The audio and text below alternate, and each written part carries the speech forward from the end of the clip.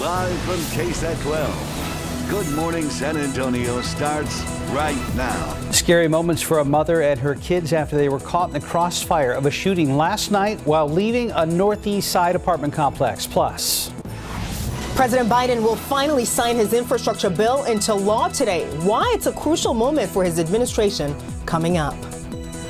Taking a look outside with live cam, 56 degrees at 4:30 this morning. I just want to say the moon setting this morning, beautiful. Mike will let us know if we're going to see cooler temps later in the week in just a bit. yeah, it was gorgeous as we were kind of heading out the door this morning, but it's now gone over the horizon. Good morning, everybody. It is Monday. It's November 15th, and Sarah's back this morning. Always happy to be here, GMSA, during the week. But man, when I was turning out of my neighborhood and I was like, what is that thing in the sky? It threw me. It was huge and red and one of the most beautiful moon settings I've ever seen. It was beautiful. I tried to get a few pictures for you guys on my camera. It didn't work, but Mike says some other pictures have come into KSAT Connect. Some folks, throughout the course of the morning, got some beautiful pictures of the moon, and some folks have some really, really powerful telescopes. Anyway, beautiful weekend, and now all of a sudden it's back to the humidity. It's like deja vu from last week and the week before that, but at least it was a fantastic weekend, and this one's going to be, we'll talk about that in a second. Also, even though this picture looks pretty good out there right now, there is some fog. Visibility is down to 1 mile Bernie Stage, 3 miles New Braunfels, 4 already at Randolph. So we're definitely going to have to watch out for that. And in some places there's a little bit of a breeze, but the wind has slackened off. So that's why we're starting to see some of this fog. A half-mile visibility Victoria, quarter mile at Gonzales. So again, this will be, it's one of those where, so I say it's going to get thicker and it's going to start to spread a little bit more in places as the morning rolls on and as we approach sunrise. And just after that, 55 degrees right now in town, mid-40s in the hill country. About 10 above where we were just a couple of days ago. Mold is on the moderate side, and throughout the rest of today, we're going to be dealing with some of this patchy fog around here this morning. Temperatures will stay fairly steady, and wind out of the south is going to start to pick up later on today, and that's just going to help to pump temperatures up. We'll be almost 10 degrees above normal. Plenty of sunshine. It's going to be very unfall-like the next couple of days, but then, as Sarah was alluding to, another front's moving through. Will it squeeze out rain? We could use some of that. Details coming up in just a couple of minutes. Sarah, Mark.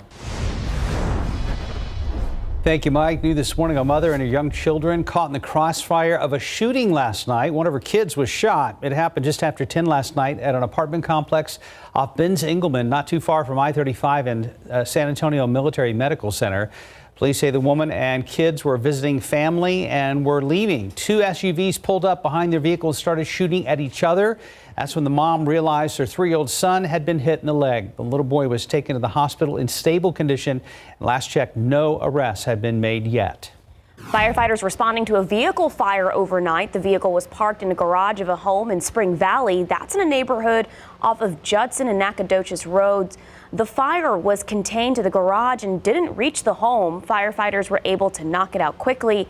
Damages are estimated to cost around $30,000. This morning, the latest on the Astroworld tragedy. A 9-year-old boy who had been on life support after being trampled at that music festival has passed away.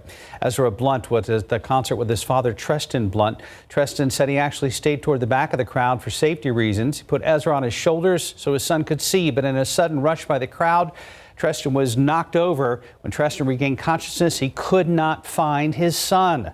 Later, Houston police told him Ezra had been trampled and was critically injured on life support. The little boy's death now brings the death toll from the festival to 10. Other top stories we're following this morning. Police are searching for the driver that hit and killed a woman yesterday evening on the city's south side. Around 7 p.m., a woman was crossing South Florida Street near Sussex Avenue when she was hit by a small black vehicle. She was thrown about 40 feet. The driver did not stop to help the woman. EMS tried to revive the woman, but they were unable to. If you know anything about this incident, you are asked to call police. Over the weekend, we learned the Leon Valley city manager submitted his letter of resignation just 7 months into that position. Gilbert Perala says he's quitting because, quote, not everyone is committed to the same vision. In the letter submitted last Tuesday to Mayor Chris Riley, he went on to say there was, quote, a barrage of disrespectful comments towards staff and constant cyberbullying. Perales took the city manager job back in April. His resignation goes into effect on January 15th. 4:35 in your other morning headlines. President Biden will sign his historic bipartisan infrastructure bill into law today. The rest of his agenda very much hanging in the balance as concerns grow over inflation. Americans are paying more money at the grocery store and gas station. The president even taking a hit in poll numbers as an overwhelming majority of Americans say they disapprove of his handling of the economy. ABC's Faith Abube reports the White House is acknowledging the problems and insists the president's bipartisan infrastructure bill will help address those issues.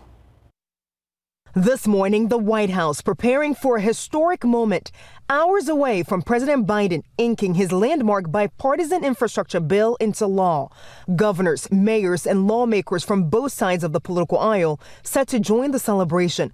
White House officials touting the $1.2 trillion bill as a vehicle for creating millions of new jobs and growing the economy. We're going to work without delay to get that money working for the American people. The plan includes $110 billion to build and upgrade highways and bridges, $65 billion for high-speed internet, and $39 billion for public transportation. The president has named former New Orleans Mayor Mitch Landrieu to oversee the rollout of the bipartisan bill, with work on the nation's ports, airports, and roads starting right away.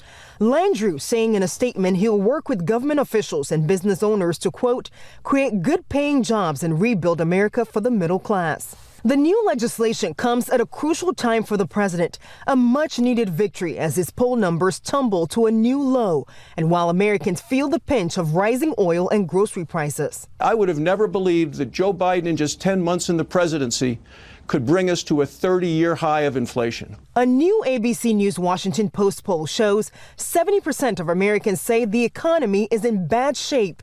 More than half, 55%, disapproving of President Biden's handling of the economy. But the White House pushing back, saying passing the reconciliation package to go along with the infrastructure bill will actually make things better. Then we'll get a vote. It will pass. And also on the president's schedule today, a high-stakes meeting with China's president. The two are expected to discuss how to responsibly manage competition between China and the U.S. In Washington, Faith Abube, ABC News.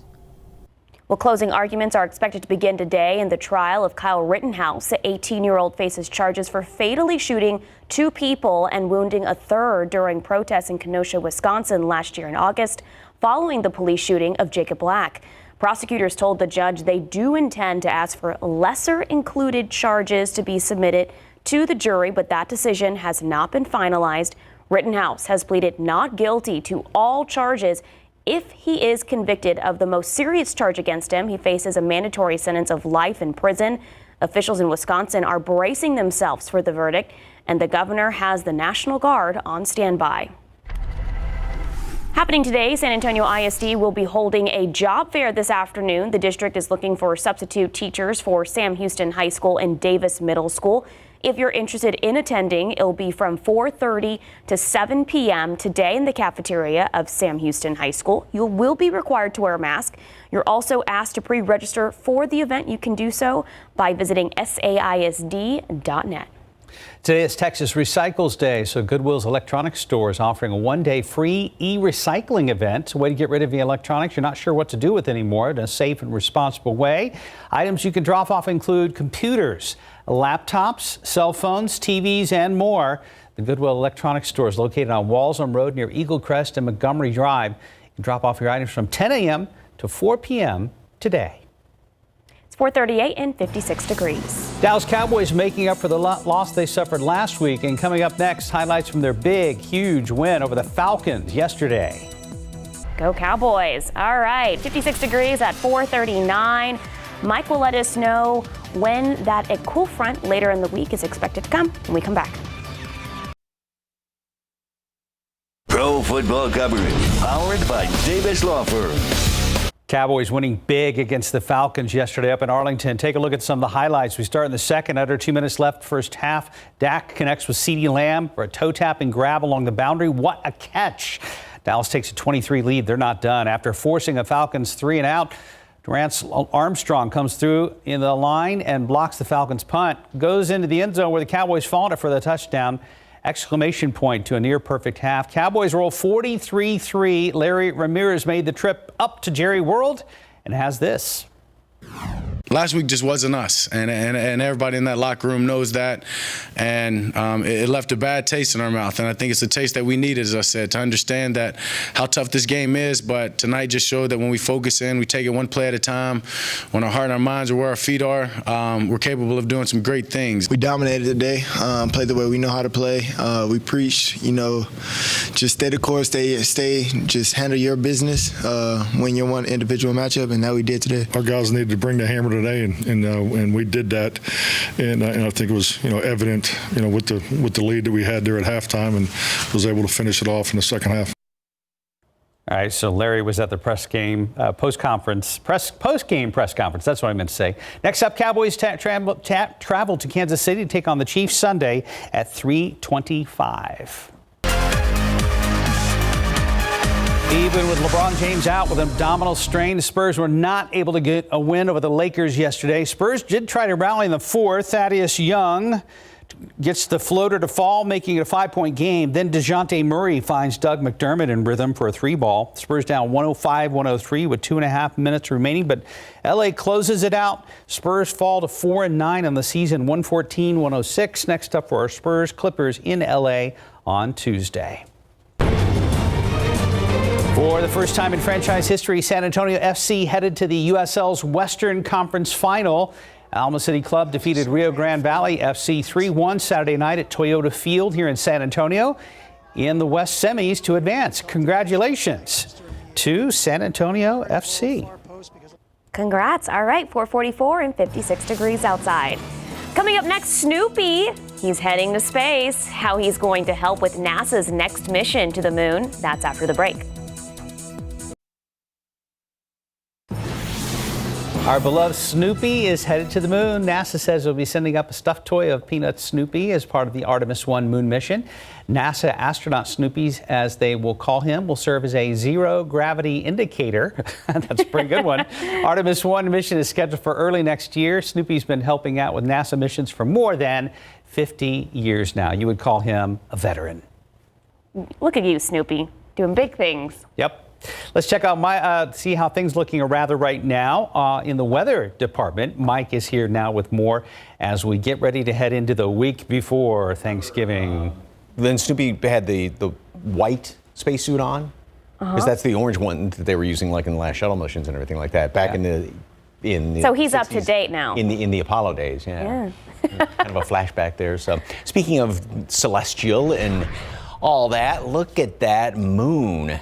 That is absolutely gorgeous. It is the waxing gibbous moon. It's going to be full on the 19th, I believe, so just a couple of days away from that. But again, yeah, somebody's got a really good set of binoculars or telescope out there to seeing all those little features on the moon. That's gorgeous. Thank you very much for that. And it was setting about, you said when you came into work this morning about, 3:30 or something? I took that bad picture around 3:22. Okay, so just after 3 o'clock is when it's setting. And, we got some clouds hanging around here right now. 53 degrees is the dew point temperature, which means there is more moisture in the atmosphere than what we had around here yesterday, and so that's what's holding temperatures up. And the humidity, we went up, dew points went up about 10 to 15 degrees or even more than that in some areas, just compared to yesterday. So more humidity, it's going to be milder in the mornings, and that's going to be sticking around for the next couple of days. But we have another front moving through here. That's going to be late Wednesday into Thursday, and that's really going to knock the humidity out. Doesn't last all that long because it's going to start to work its way back in here, then preceding the next front, which looks like it's going to be coming through sometime late Sunday into Monday. So satellite picture, some of the low clouds of fog aren't being picked up as of yet, but we do have some fog out there, and we're going to have to watch that throughout the rest of the morning. And around the country, a lot going on up to the north, but as far as we're concerned, not much around here. It's kind of a tranquil weather pattern. And throughout the rest of today, we have some clouds, a lot of clear skies. Tomorrow, we're going to see morning clouds and then more sunshine in the afternoon. Wednesday, a few more clouds are going to be hanging around here. And then Thursday, Wednesday into Thursday, we are going to have that chance for some rain. It's not a great shot at rain. So don't get your hopes too high for this one. It looks like folks off to the east may see a little bit better chance. Then we're going to clear out Thursday, and then Friday looks pretty good. A couple of more clouds around on Saturday, and then going into Sunday, and Sunday overnight into Monday, we have that chance for some rain as we get the next front, which is going to be moving in here, and that's going to be later on Sunday, coming on into Monday. So forecast today, we are going to make it up to, we're going to have clouds, a couple of clouds, as well as some fog this morning, and then 75 degrees at noon. So already above the normal average high temperature at noon, and we're going to make it up to 80 later on today. Mostly sunny skies. Enough humidity to where you kind of notice it, and then look at those low temperatures. They stay about 60 tomorrow, get up into the low 80s, and we've got that front moving through overnight Wednesday into Thursday, so it will knock temperatures down. It'll be cooler Thursday, Friday, and then things sort of start to rebound a little bit by Saturday, Sunday. Another chance of rain then later on Sunday. If you had to pick one of the 2 days, it'd be the Sunday rain chance is probably the better one right now. So. At least we get some cooler temperatures, but yeah, I could use a couple of showers on the lawn. Been a while. Mm-hmm. All right, thank you, Mike. Thank you very much, Mike. 450, about 56 degrees. Well, the newest Marvel film continues to rule the box office, and Taylor Swift, she's breaking records. Your entertainment news is coming up after the break. But first, a look at your lottery numbers. Pick 3, 822, Fireball 1. Your daily 4, 4463, Fireball 2. Cash 5, 4, 5, 8, 9, 20. Texas Lotto 5, 25, 28, 37, 44, 52.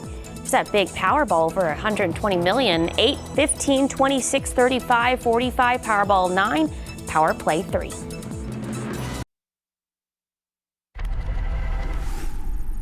We came here 7,000 years ago to protect humans from the deviants. Another $27.5 million for Marvel's Eternals. That keeps it in the #1 box office spot for a second weekend, despite a 61% drop-off in business for the theater-only superhero film. Still, that was plenty to hold off Clifford the Big Red Dog. The family comedy bowed with a second-place $16.3 million. Dune, No Time to Die, and Venom, Let There Be Carnage round out the top 5. Taylor Swift's release Friday of the re-recorded album Red, Taylor's version broke 2 single-day Spotify records. Most streamed female artist and most streamed album by a female artist. The previous album record holder? Also Taylor Swift with last year's Folklore. Britney Spears is still celebrating after a Los Angeles judge on Friday ended the 13-year conservatorship of both the singer and her estate. And Nickelback singer Chad Kroeger's 47 Monday. And that's what's happening in Hollywood. I'm Christopher Watson, ABC News. A Southwest Airlines agent was sent to the hospital after being attacked by a passenger. ABC's Gio Benitez has the details in today's GMA First Look. In this morning's GMA First Look, new details on the alleged assault against a Southwest Airlines operations agent. An altercation on the ground only endangers the people involved. An altercation or a fight in an airplane at 36,000 feet endangers everybody on that airplane. We continue to see the number of assaults on flight attendants increase, but this was one of the most serious, where the person actually had to be hospitalized. Some flight attendants pushing federal agencies to remind passengers about the consequences of interfering with flight crews. If the airlines banded together and they wouldn't let any of these unruly passengers back on their airplanes again, this kind of behavior would very quickly end. Please have your boarding pass. And coming up at 7 a.m., we'll tell you how Southwest and the FAA are responding to this latest incident. With your GMA First Look, I'm Gio Benitez, ABC News, New York. 456, about 56 degrees. Still ahead on GMSA, a family mourning the loss of their loved one after a deadly fire this weekend. And a major rollover overnight injures 2 people. What investigators believe was the cause of the crash, coming up. Taking a look outside with Trans guide Stephen Cavazos just walked in the studio. He will have the latest on what you need to know on the roads before you head out to work. Live from KSAT 12. Good Morning San Antonio starts right now. 2 people injured in a rollover accident overnight. What police believe could be the cause of this crash? Plus, President Biden taking a virtual meeting with China's president later today, why the meeting is so important and what they plan to discuss. We already seen some fog in parts of the Olmos Basin this morning, so be on the lookout for that, especially outside the city. Good morning, everybody. Hope you had an awesome weekend. It's Monday, November 15th. Thank you so much for joining us this morning. Hey, we're halfway through November, halfway through No Shave November. Beard's coming in great, Mark. It is. People keep asking me, does it itch? And the answer, of course, is, of course it does. Of course it does. It's driving me crazy, but great cause. We continue. We're at the halfway point. I'm very excited about where things are going. Very exciting. And Mike, let's take a look at your beard. There you go. You see it in this light? Yes. Yes, so handsome. Yes, I guess. Have you tried like beard oil or something? I do. At this point, absolutely have to. Because I have, but yeah. Anyway, okay, enough of that. But anyway, it is warmer. Grab a jacket still. We're in the 50s, but much more humid this morning with not much of a breeze out there, and all those ingredients do spell some fog in places. It's going to be warm and kind of leaning toward the humid side later on today. 80 for a high temperature. The aquifer. Yesterday's reading, it did go up 0.2 of a foot, which is good news, obviously. And the allergens, mold is way up there and got a bunch of everything else, kind of a laundry list of allergens. All right, as far as fog, we do have some around the area right now. Visibility, now look at how it has changed. It was down to about a mile at Bernie Stage. Now it's back up to 10. 9 New Braunfels. Randolph has improved slightly, but then it's very, very thick off to the east. LaGrange, 3/4 mile. Gonzales, just a quarter mile. So this is going to be kind of going back and forth. And we've had a little bit of a breeze this morning, but it looks like it's going to continue to slacken off somewhat over the next couple of hours. And so that would be more conducive to seeing some of this fog around here. Mild temperatures, but again, a light jacket this morning. Sure won't need it this afternoon. Mostly sunny, warm. We're going to be right around 80 for a high temperature today. And then it's going to be even warmer tomorrow. We'll have clouds in the morning, a couple of them left over in the afternoon. Warm on Wednesday. Then a front's going to move through here late Wednesday into early Thursday. And that'll knock temperatures back down temporarily. It's kind of the operative word there. And hopefully it squeezes out a couple of showers. I wouldn't get really excited about rain chances, but then we have another shot, albeit not great, slightly better by the end of the weekend. Details on that coming up in just a couple of minutes. Traffic Authority, Stephen Cavazos. Good morning, sir. How was the weekend? Hey, pretty good, Mike. We're starting Monday off. Can't believe it's already a new week, but the good news is if you're heading out the door in the next few moments,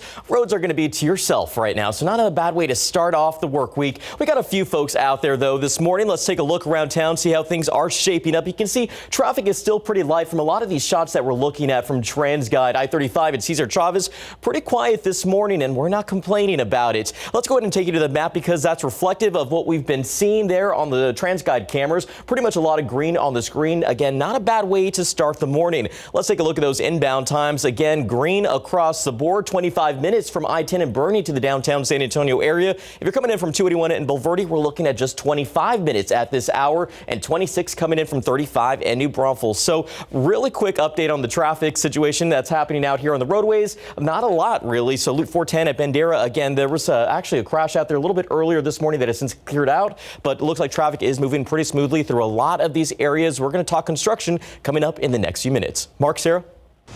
Thank you, Stephen. New this morning, more on that crash that Stephen just mentioned. 2 people pinned inside a car after a rollover overnight along Loop 410 just before Bandera Road. This happened around 1 this morning. Police say the driver lost control of his car and drove off the highway onto the access road and hit a big rock in front of the Toyota dealership. The car rolled into several parked cars and the man and woman inside were pinned. They had to be rescued by firefighters. Both people were taken to the hospital. Investigators are trying to determine if alcohol was a factor in this crash. Crime Stoppers increasing the reward for information that leads to the arrest of the person accused of killing a 25-year-old man back in 2018. This stems from a shooting on November 9th, 2018. Around 2:30 in the morning, police say 25-year-old Oscar Thompson II was driving a friend home on Stonegate when someone fired multiple shots at his vehicle. Thompson was hit and lost control of the car and crashed into a pole. He was taken to a hospital but died about a week later. Police are looking for the driver of this maroon Ford Expedition on your screen. If you have any info, call Crime Stoppers at 210-224-STOP. The reward in this case has been increased to $100,000. Other top stories this morning: around 700 homes and businesses on the far north side are under a water boil order. SAWS made the announcement yesterday. Terramont and Stonewall estates are affected. People in that area should boil their water for drinking, cooking, and ice making until further notice. The order is due to SAWS officials noticing a drop in the water pressure, which went below 20 psi. For a map of the affected areas, just head to ksat.com. A community mourning the loss of their neighbor who died in a house fire Saturday evening. That fire destroying a home on Flanders Avenue just after 10 o'clock that night. Officials say the home was up in flames when they arrived. When they put out the fire, they found a man dead in one of the bedrooms. Family members had identified him as 63-year-old Edward Martinez. Edward's brother, Ven, says neighbors had nothing but kind words to say about his brother. I don't know many of his neighbors, but the neighbors were pouring out well wishes, and even one neighbor rolled down the window and saw tears in her eyes, which tell me that he was loved. The cause of this deadly fire still unknown as the investigation continues. 5:05 into your other morning headlines. Kenosha, Wisconsin is on edge as the Kyle Rittenhouse murder trial draws to a close. Closing arguments are set for today following hours of drama inside the courtroom. As ABC's Andrew Dimbert reports, each side will have 2.5 hours for closing arguments today, and jury deliberations could begin this afternoon.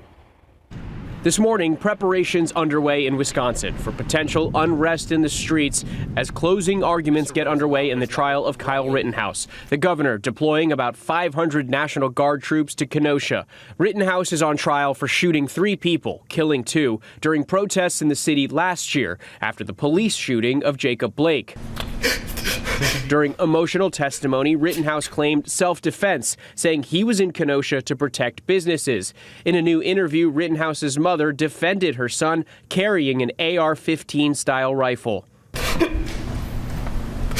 Prosecutors have portrayed Rittenhouse as a violent vigilante who instigated the deadly chain of events that night. But on Friday, they asked if they could submit lesser charges against him, something the judge indicated he'll allow. Legal analysts say that's a sign prosecutors are not confident of a conviction on the more serious charges, including intentional homicide, which could carry a life sentence. Rittenhouse's mother saying her son is regretful.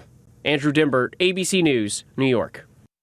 Well, President Biden is preparing to take on one of his biggest foreign policy challenges when he holds a high-stakes virtual summit with China's president this evening. It will be the first face-to-face meeting between the two since Biden became president. The two leaders have spoken twice by phone this year, most recently a 90-minute conversation on September 9th.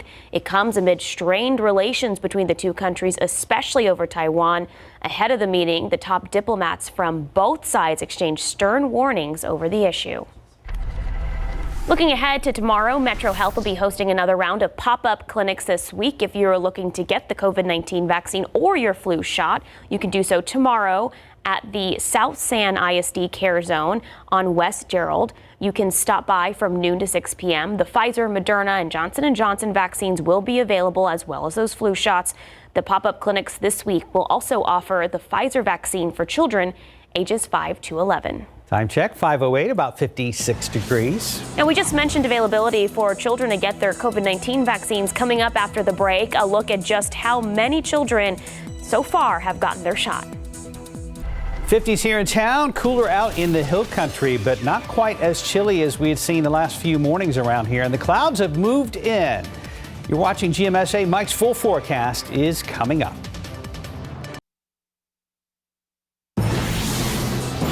Welcome back to GMSA on your Monday. The CDC reports that more than 1 million children under the age of 12 have received their first dose of the COVID-19 vaccine. It's been 2 weeks since the FDA authorized the vaccine for children ages 5 to 11. Currently, 195 million Americans have been fully vaccinated. That's 59% of the U.S. population, and about 15% of all fully vaccinated people have received an additional dose or booster to date.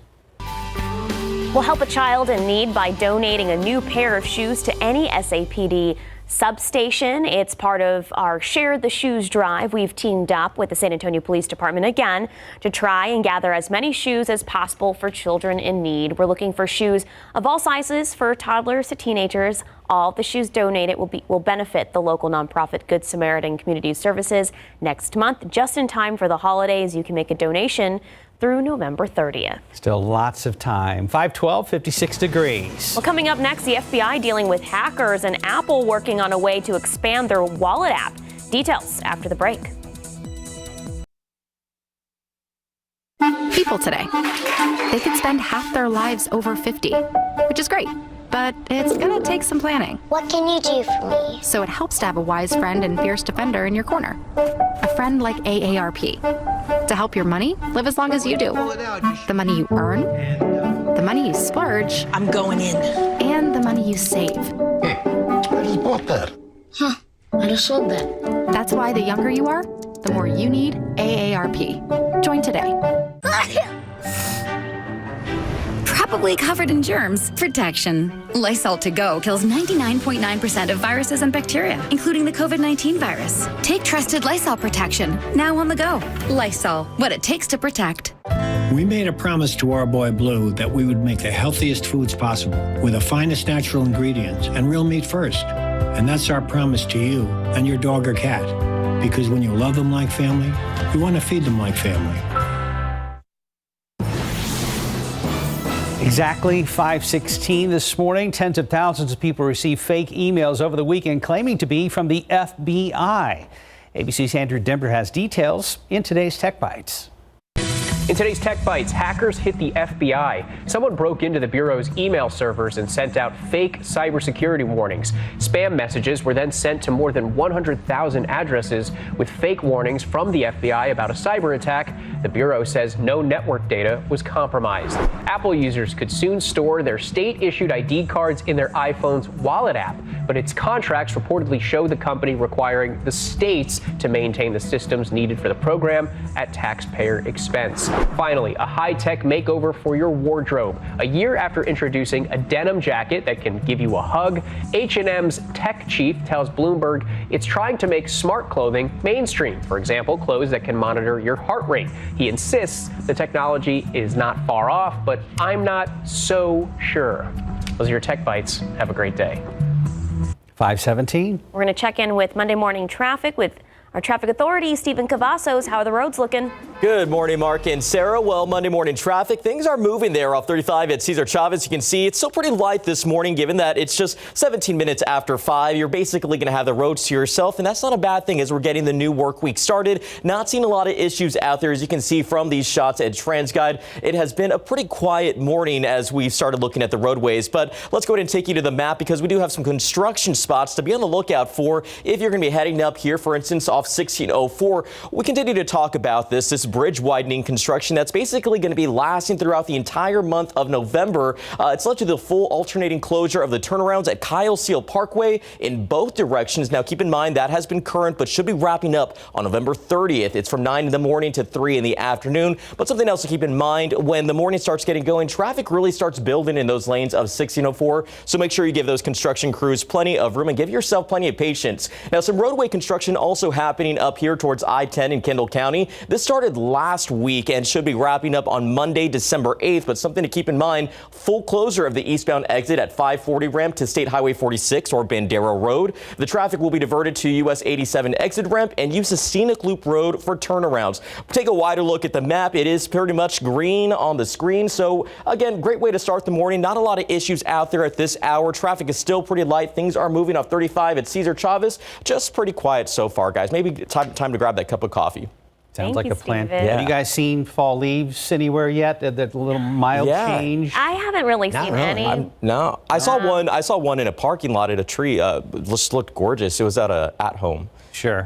Should take a picture. It was real, though. It wasn't fake. I noticed them on 281, kind of over Brackenridge Park going through the basin. Oh, yeah. Things are starting to change overall, but I didn't know if that was lack of rain or we're actually getting a changeover. Who knows? Well, That's here, Justin Horn took this picture yesterday, and yeah, the red oaks looking a little more fall-like. That's legit, man. I know. It's a great looking picture. I don't know if that's in his yard or not, but yeah, that's very pretty out there. Thank you for the KSAT Connect picture, Mr. Horn. Appreciate that. He's an avid viewer, I think. Text him, see if he's awake right now. Anyway, a few clouds out there, I should say, and we do have some fog, although, in places it has changed. We started off this morning about, an hour ago, roughly. Bernie Stage had a ton of fog. Now nothing out there, a little bit in New Braunfels, and now Pleasanton is showing up with some fog. Same thing with Randolph, and then a lot more off to the east. So again, this is some out in the hill country too, Fredericksburg and Junction. We're going to have to watch, obviously, over the next couple of hours.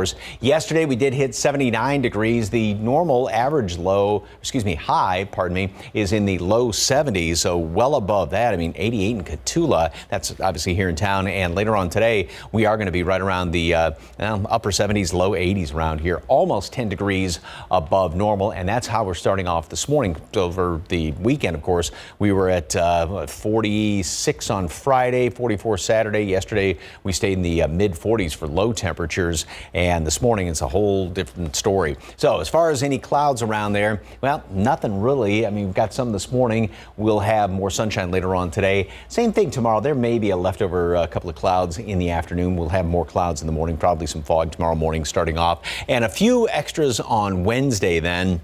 Then we go into Thursday. Again, this is in the wee hours of Thursday morning. Now, these long-range computer models tend to obviously kind of broad brush things around here. But as the front moves through early Thursday, it is hopefully, keep your fingers crossed, going to squeeze out a couple of showers around here. I wouldn't get really excited about rain chances on Thursday or late for Wednesday night, early Thursday, but at least there is a small chance for it. We're going to clear out somewhat then Thursday afternoon. Friday looks very nice. A couple of more clouds on Saturday, and then going into the weekend. Sunday, I don't think it's going to be quite as picture perfect as the past 3 weekends, so our streak of just absolutely perfect weekends may be coming to an end. We'll still have pleasant temperatures around here, and then it looks like a chance for some rain Sunday going into Monday, and then notice how that sweeps on through. That's the next front that moves on through here. So, yeah, the streak of great weekends had to end, but at least it does include some rain chances by Sunday, because like I said, not really optimistic about the early Thursday morning rain. 75 degrees at noon today, mostly sunny skies, and then a high temperature. We're going to make it all the way up to 80, and there's enough humidity out there to where you do definitely feel it. We'll start off tomorrow morning a lot like this morning, some patchy fog around there, even warmer up to 82. Same thing on Wednesday as the front or prior to the front moving through. 69 Thursday, so that'll be nice and cool, back down in the 40s, low 50s. And temperature-wise, a nice weekend. Not too chilly in the morning, but not too warm in the afternoon. And then another front on Sunday. Rain chances are there. They're not great. So, yeah. What are you going to do? Thank you, Mike. Thanks, Mike. Right now, 5:22, about 55 degrees out at the airport. Well, coming up after the break, a young actress gets rave reviews from a famous co-star, and a singer-songwriter looks back on her chart-topping debut. Your entertainment news is coming up after the break.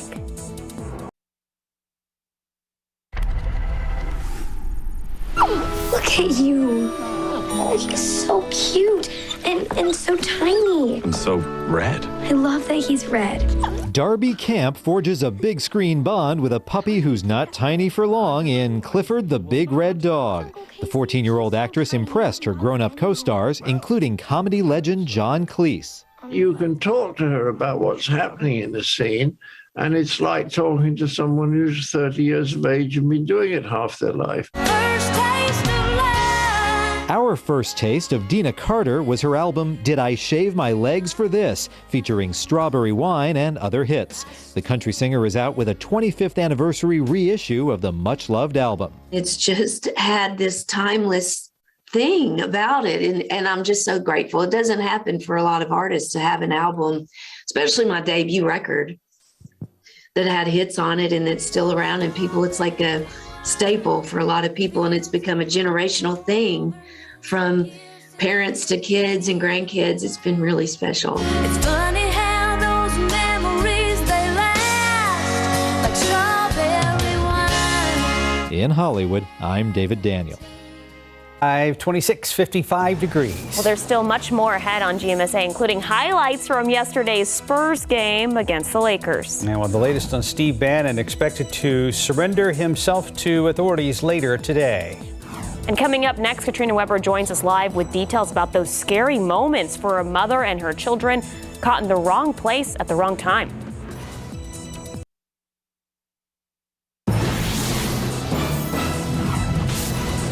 Caught in the crossfire. Good morning, I'm Katrina Weber. A 3-year-old boy wounded when a gun battle breaks out. I'll have that story.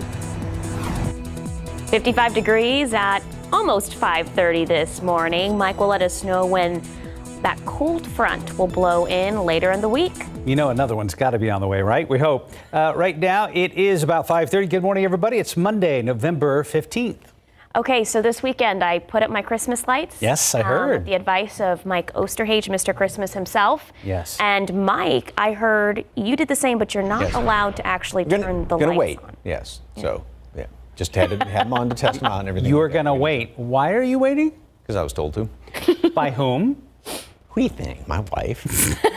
She thinks it's a little early. Okay. So, okay. We support you either way. Well, and my boys kind of were like, eh. Oh, so you couldn't win anywhere. Okay. Even though some folks in the neighborhood do have their lights on. So, all right. yeah. Oh, okay. And wait till this weekend. It's an Osterhage democracy, sort of. It's just called being outvoted. Yeah. It was a Democratic vote. Okay. You know, so yes, democracy. She said this and I agreed. So anyway, 55 degrees, 2 point stands at 54. And so there's a lot of humidity out there. We don't have much of a breeze. And in some places we do have a lot of now. New Braunfels, case in point, went from 9 miles visibility just a couple of minutes ago down to 1 mile, and Randolph has dropped down, as well as Pleasanton has dropped down as far as the visibility. Same thing, Gonzales, LaGrange, very low visibility right now, so we've got to continue to watch. And also Fredericksburg has now seen fog thickening up quite a bit, and so we got to watch this over the next couple of hours. A whole laundry list, if you will, of allergens out there. Molds on the high side, ragweed, pigweed, grass, juniper are all low as of right now. And of course, the updated count's going to be coming out in an hour and a half, couple of hours. 75 at noon. We got some clouds this morning, as well as that patchy fog, and then mostly sunny later on today. It's going to be a warm one. Southerly wind 10 to 15 miles per hour is going to continue to pump in the heat, and so we're going to be almost 10 degrees above normal. Enough humidity not to be oppressively humid to where you kind of notice it, and that's going to be the case the next couple of days. Very mild low temperatures, some fog in the morning, and warm in the afternoon. But yep, we do have another front coming through here. Will it bring any rain? Keep your fingers crossed for that. Details coming up in just a couple of minutes. Traffic Authority, Stephen Cavazos. Anything big going on there, sir? Not yet for a Monday, Mike. Things have been pretty quiet, and that's good news, especially if you're going to be hitting the roadways in the next few moments. Let's take a look and see what you can expect right now for that morning drive. I-10 at the Y. Just a few folks out there this morning. Keep in mind, though, it's still very early on. US 90 and Nogalitos. We've been seeing just a few cars out there this morning. Doesn't look like anybody is really just taking up any space on the roadways. You can see these lanes are wide open, so that's some good news. Plenty of time to grab that cup of coffee and enjoy the drive to work this morning. No need to rush out the door because it is, again, a pretty quiet start for a Monday morning. Let's take a look at the map because we are seeing, again, a lot of green on the screen. We're seeing a little bit of a red here up 35. That's due to some construction. We'll get into that a little bit later on in the newscast. But bringing you to those inbound times, doesn't look like you're going to be experiencing any delays if you're traveling into the San Antonio area, perhaps in the next few minutes. Right now, coming in from Seguin on I-10, just 30 minutes at this hour, and 21 minutes coming in from 87 and Lavernia, 28 minutes coming in from 37 and Floresville this morning. One last look around town, Loop 410 at San Pedro. Again, perfect time to grab that cup of coffee, turn up the music, but just make sure you keep your eyes on the roadways. We'll have more construction coming up in the next few minutes. Sarah? Thank you, Stephen. New this morning, bullets flying in the parking lot of a Northeast Side apartment complex found a target in a 3-year-old boy. San Antonio police say that child and his family were innocent bystanders caught in the crossfire during someone else's gun battle. It happened at an apartment complex on Benz Engelman, not far from BAMC. Our Katrina Weber is live there. Katrina, is there any information on the little boy's condition? Well, police told us that he was stable after being shot in the leg and possibly grazed on his head by the bullets. Now, the shooting happened back here in the parking lot at the Artisan Apartments. The mother then drove to the front of the apartment complex to call for help. That's where police and paramedics found the family after 10 last night. Police say the mother, 3-year-old boy, and 2 other children, including an infant, had been visiting someone here and were about to leave when this happened. The mother told officers they were sitting in their car when two SUVs pulled up behind them, and the people in those vehicles began shooting at each other. Police say stray bullets hit the 3-year-old as well as an apartment and cars nearby. The boy was stable when he was rushed to a hospital, again hit in the leg and possibly grazed on his head. The people in the SUVs drove away, but police seem convinced that the mother and her family had nothing to do with this, that they were simply caught in the wrong place at the wrong time and hit by the gunfire. Reporting live on the Northeast Side, Katrina Weber, KSAT 12 News. Thank you, Katrina. In your morning headlines, federal authorities are bringing the hammer down on President Donald Trump's former advisor, Steve Bannon. Congressional lawmakers have been trying for months to get Bannon to testify in their investigation into the January 6th Capitol insurrection. Bannon has resisted every step of the way, but as CNN's Reed Binion reports, his refusal to obey a congressional subpoena now has him in trouble with the law. I'm very glad the Justice Department has moved forward in this fashion. Congressman Adam Schiff commenting on the criminal charges former top Trump advisor Steve Bannon is now facing. Bannon is expected to surrender to authorities Monday morning and appear in court in the afternoon. A federal grand jury indicted him on Friday on 2 counts of contempt of Congress for defying a subpoena for testimony and documents from the House Select Committee investigating the deadly pro-Trump Capitol riots on January 6th. Committee members believe Bannon had specific advanced knowledge about the events on that day. The House voted to refer Bannon to the D.C. U.S. Attorney's Office for contempt of Congress in October, with 9 Republicans breaking ranks to support the move. One of those Republicans was Congressman Fred Upton. One of the reasons that I voted to hold Steve Bannon in contempt was he didn't cooperate at all. Bannon's lawyer says Trump told Bannon not to obey the subpoena because the documents and testimony the committee wanted might be protected by executive privilege. This, despite the fact that Bannon didn't work for the president for several years before the insurrection. Regardless of the charges, there's no indication that Bannon will reverse course and cooperate. Former Trump administration officials say continuing to thumb his nose at Congress and the courts is right out of Bannon's playbook. They're going to fundraise off of this. Bannon himself, absolutely, I think, is going to wear this as a badge of honor and martyr himself almost. I'm Reed Binion reporting. If convicted, Bannon faces a minimum of 30 days and a maximum of 1 year in jail for each of the 2 counts against him. After months of back and forth, the $1.2 trillion infrastructure bill set to be signed by President Joe Biden today. The legislation marks the biggest individual infrastructure investment in U.S. history. The White House says the infrastructure package will deliver for American families. It includes $550 billion for roads, bridges, ports, airports, and mass transit. 13 House Republicans crossed party lines in voting to back the bill with a majority of Democrats. Thanksgiving is, of course, right around the corner. Here in San Antonio, the annual Raul Jimenez Thanksgiving dinner aims to help many families around our community. So during the holiday season, many families don't have the luxury of a holiday meal, so the nonprofit Jimenez Dinner does just that. Patricia Jimenez, who runs the annual program, joined Leading SA this weekend with Max Massey and I to talk about the program and the plan for this year. Before the pandemic, the Jimenez Dinner helped 25,000 people in and around our community. This year, they're working to deliver meals to more than 12,000 people. Patricia Jimenez joined us live to talk about the plan for this year, how you can help out, and we talked about the passion and history behind the event. My father started this in 1979 because he wanted to give back in gratitude for all of his blessings, my mom, and he had started a business when they first got here to San Antonio. And so he wanted to say thank you, but also find a way to help where it was needed. And so the first year, with the help of the city, he actually brought the dinner to the city for the first time, and 200 senior citizens were fed. And fast forwarding to 2019, we fed 25,000, not just seniors, but needy families, the homeless, veterans. You can listen to the entire conversation right now. Just head to the Leading SA section of KSAT.com. We have Leading SA every Sunday at 8 a.m. We'll see you next Sunday, guys. Back to you. 5:38 and 55 degrees. We're officially halfway through the month of November, and the beards are coming in full effect. Up next, we're going to check in with Stephen Cavazos to see how everyone is doing with our No Shave November fundraising. 55 degrees at 5:39. Mike will let us know about that cold front expected to blow in later in the week when we come back.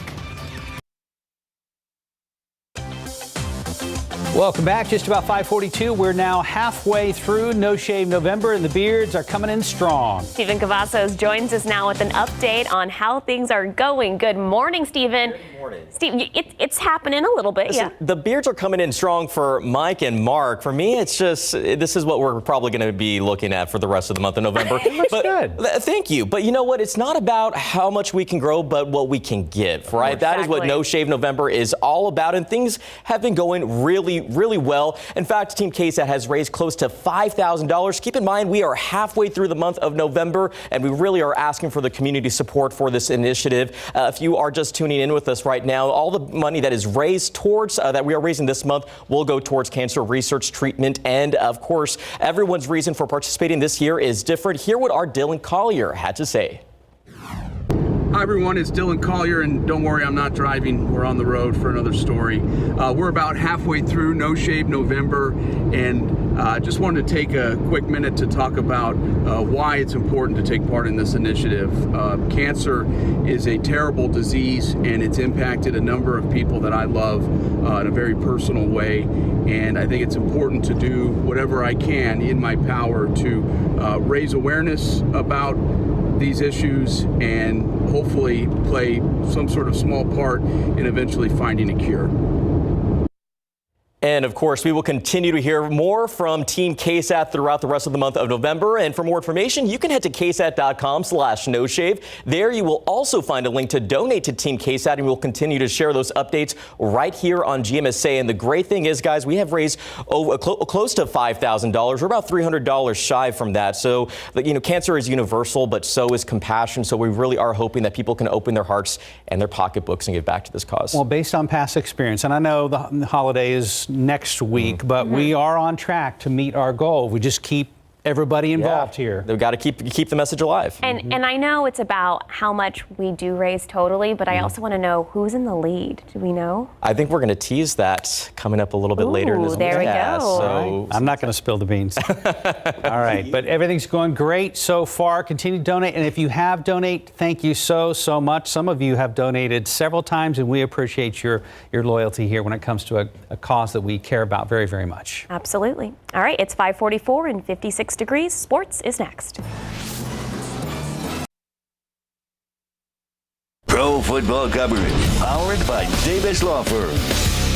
Cowboys winning big against the Falcons yesterday afternoon up in Arlington. Take a look at some highlights. We start in the second quarter, under 2 to left in the first. Dak Prescott connects with CeeDee Lamb.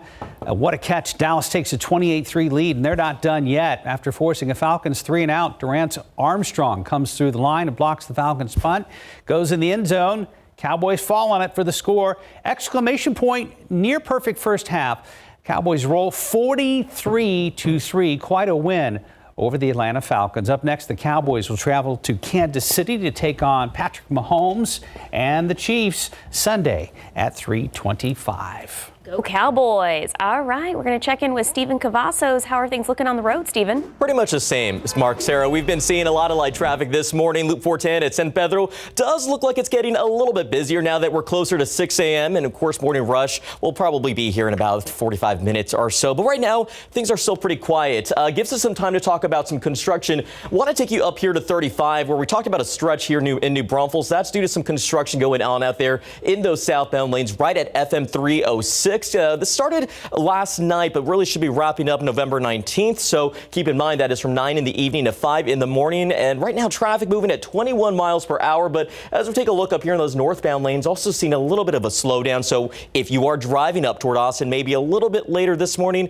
just keep that in mind and pack that patience this morning. But if you're heading to the gas station, AAA does right now report the average gas price in Bexar County, $2.89. Around the state, we're looking at $3.05. In the country, $3.41. We're going to continue to watch those gas prices closely, especially with more people planning on traveling for the upcoming holidays. But right now, the roads here in town have been pretty good so far, guys. My son filled up this weekend, Mike. Yeah. His F-150. Oh gosh. What was it? About $72. Oh, yeah. Wow. Mm-hmm. Up in Arkansas, just outside of Little Rock. Ouch. Yeah. Yep. Everything. So is way up there. Stephen, quick question. You didn't use the line I told you to use when you're talking about Yeah, the growth. Oh, steel. You can't grow hair on steel? Hair doesn't grow on steel. So that's really nice. That's what you can say, if you know. I feel like I can do the blue steel from Zoolander over here. Turn around Not that, no. Just okay. Go. I misunderstood. So anyway. Y'all are cute. I set him up, and anyway. Spanish moss over there, government camp. Very cool looking picture. That does not look like it is here. It looks like somewhere in the swamps of Louisiana or something with all that Spanish moss. Very cool pictures, though. Anyway, thank you very much for the KSAT Connect shot. And we've got more clouds that have started to move on in here. And we do have fog. Stinson, a little bit of it. Randolph, 5 miles. It's improved slightly at New Braunfels. And Bernie Stage is still hovering at 10 miles. And also, visibility has improved at Pleasanton, but a lot of fog around Fredericksburg and then off to the east. And again, some of these numbers have been, these visibilities have been going kind of back and forth this morning, so that's what we'll continue to deal with throughout the rest of the morning, all the way through the morning commute. And a lot of times it does get thicker just as the sun is coming up as well. So 55 degrees right now. The average low temperature, normal low, is right around 50. So we are on the above side, and we're about 10 above where we were just a couple of days ago. Yesterday we stayed at 47, got some 40s in the hill country, and then also we do have a lot of humidity out there. Now it's still below that threshold of 60, so but yes, you can notice the humidity when you step outside, and of course that's what's helping out with some of this fog around here. So we had this northwesterly flow in the atmosphere. That's what brought in the beautiful weather that we had late last week and over the weekend. So things are going to start to flatten out just a little bit, and that gets into more of a kind of a zonal pattern, if you will, a little bit of a southwesterly flow to it. That just means that we're going to have a tranquil kind of weather pattern for the next couple of days. Temperatures will be on the above normal side. We're going to be, with the humidity around here, about 10 above on each end of the scale. Low 80s and low 60s for the high and low, respectively, for the next couple of days. Then late Wednesday into Thursday, here's another trough, and that's going to pull another front on through here. It's not going to be a huge blast. It'll just kind of knock us back down to normal readings. Hopefully it squeezes out a couple of showers when that thing moves on through here. Don't get really excited for rain on early Thursday, but at least there is that small chance.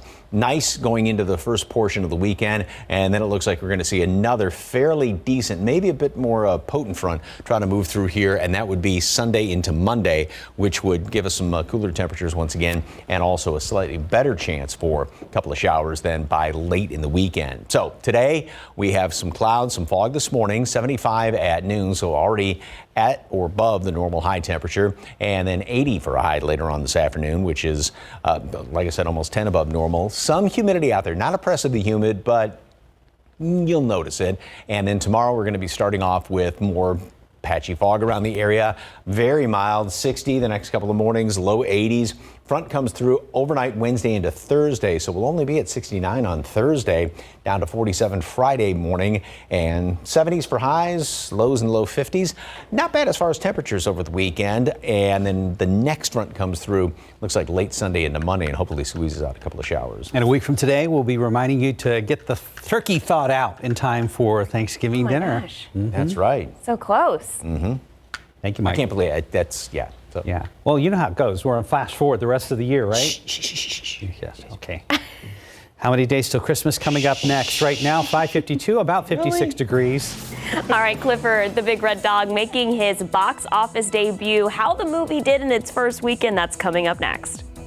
Let's take a look at lotto numbers. Pick 3, 822, Fireball 1. Your daily 4 numbers, 4463, Fireball 2. Catch 5, 4, 5, 8, 9, 20. Texas Lotto, 5, 25, 28, 37, 44, 52. Powerball, 8, 15, 26, 35, 45. Powerball 9, Power Play 3.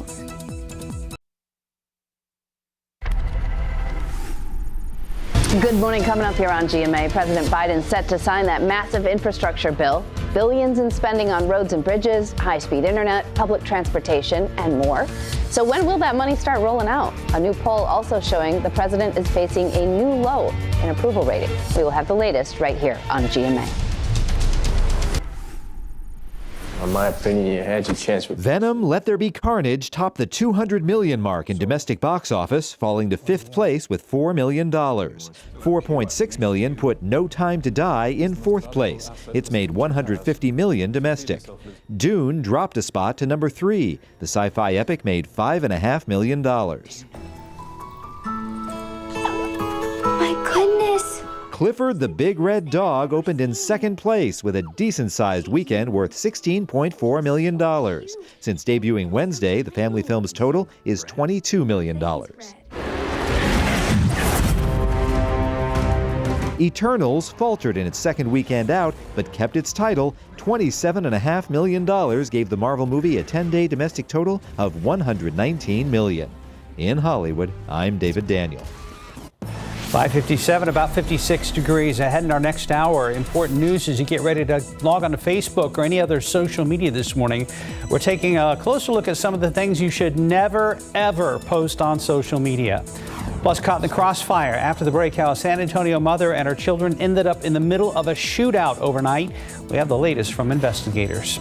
And TransGuide, Stephen is tracking this incident, I-10 near Huebner. We'll get an update coming up at the top of the hour. We'll be back.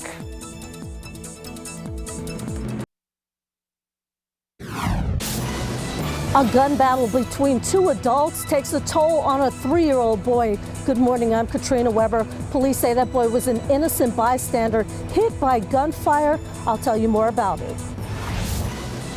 President Biden will finally sign his infrastructure bill into law today. Why it's a crucial moment for his administration coming up.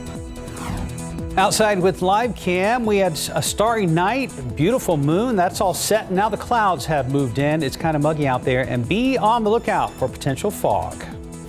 Live from KSAT 12. Good Morning San Antonio starts right now. And just like that, we are midway through November. Good morning, everybody. It's Monday, November 15th. Thank you so much for starting your morning with us. I'm happy to be here for staff for this Monday morning.